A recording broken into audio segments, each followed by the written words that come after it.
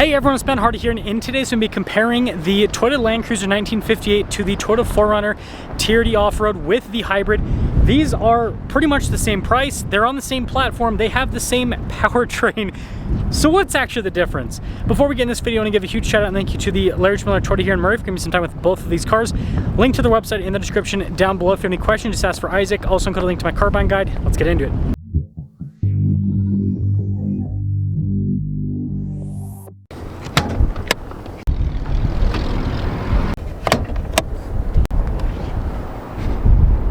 Powering the 4Runner is a hybrid turbo 2.4 liter 4-cylinder that goes through an 8-speed automatic transmission.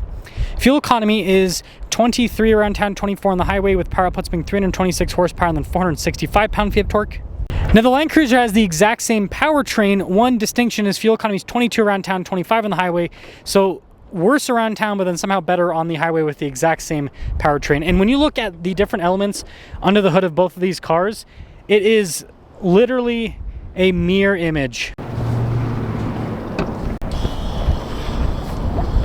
Now, before we move forward with this comparison, I do want to mention if you want to see more videos just like this, then I recommend you subscribe because I post content every single day.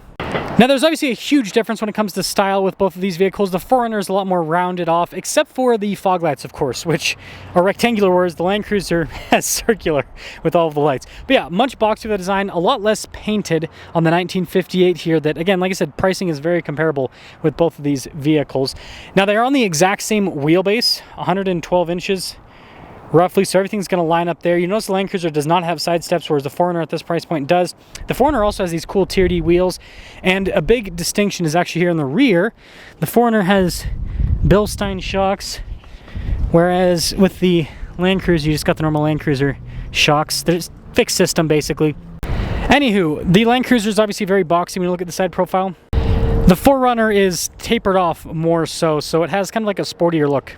Now, both of these lose cargo space because of the battery. You can see here with the Land Cruiser, the whole setup down there, and then the rest of the storage area. And just eyeballing it, the cargo capacity in both of them is very similar. You can see the 4Runner, again, the lower section is raised because of that battery. But yeah, when you look at it, it looks like it's pretty much identical with the storage. The 4Runner might be a little bit wider. It almost appears with the entry, but it's, yeah, again, it's like a mirror image. Now, the Land Cruiser's rear window is manual for the opening, whereas the 4Runner is actually power, which is a big difference. And the 4Runner has all these iForce Max badges, whereas the Land Cruiser only has one there on the back.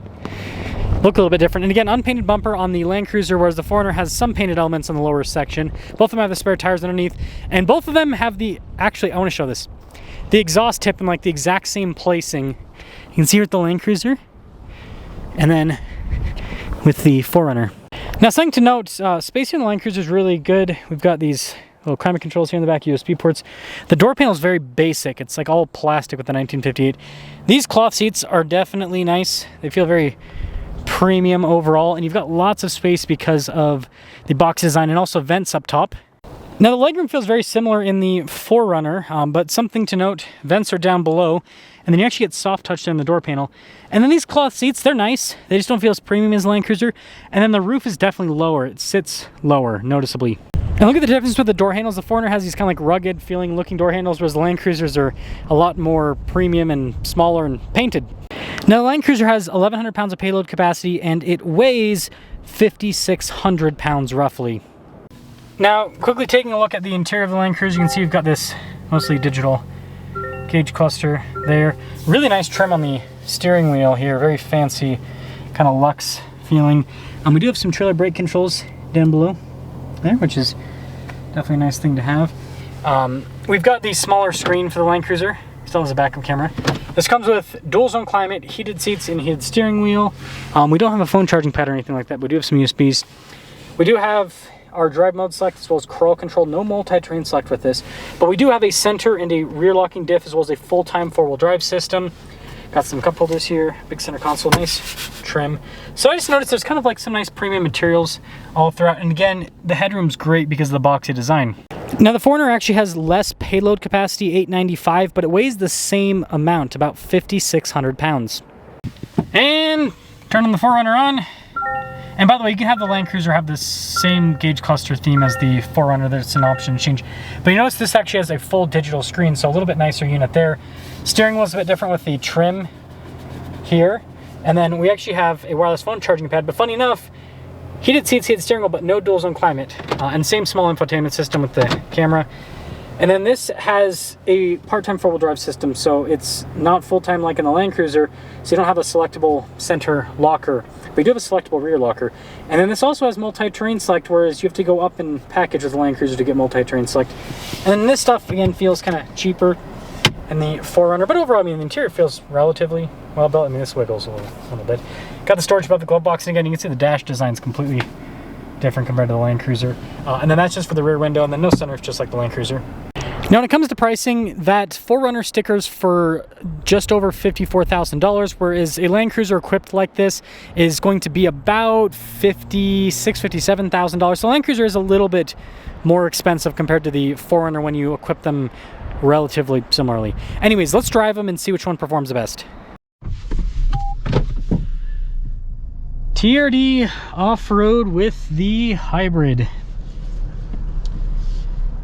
And it's interesting to see that the hybrid with the new 4Runner doesn't, I mean, obviously the talk is this powertrain's not about fuel economy, but it's still interesting to see that it doesn't change the fuel economy all that much. Now, I have a new Land Cruiser, so, you know, I know some of the benefits of the hybrid. One of the big benefits is, you guys will see the power. Also, when you're going at low speeds, you just don't use gas often because it'll typically just use the electric power, and you're stopping and starting enough to get enough regen. It's got some power. It's definitely got some power. Now, because this is a part-time four-wheel drive system, that means that you're going to have less power loss compared to a full-time four-wheel drive system. Wow, that's actually quite impressive, because you're only sending power to two wheels. So that actually does benefit things quite substantially. Man, this thing's a torque monster. It's actually very impressive.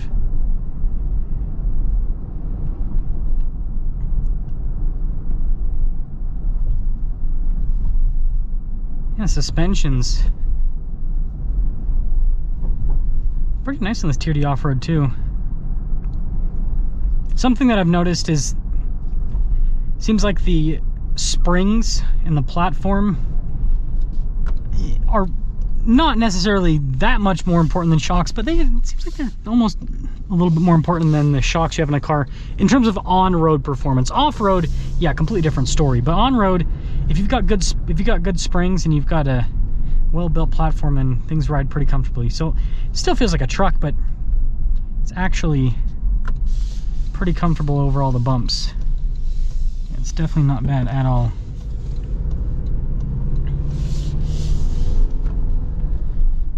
Yeah, I do like how this drives. And again, the low end is where this hybrid really shines. The top end, not so much, but on the low end, I feel like I just have so much shove. It's just like go, go, go. It's really, really good. Yeah, there you go, it's off. See, like this is an example. So in the non-hybrid, you're gonna be using the engine still to go through here, whereas this, you know, for a few moments, right, saves you a little bit of gas. It adds up over the life of a car, and it puts less stress on the engine as well. So that was cool. That was cool to see. Like, this thing feels genuinely quick.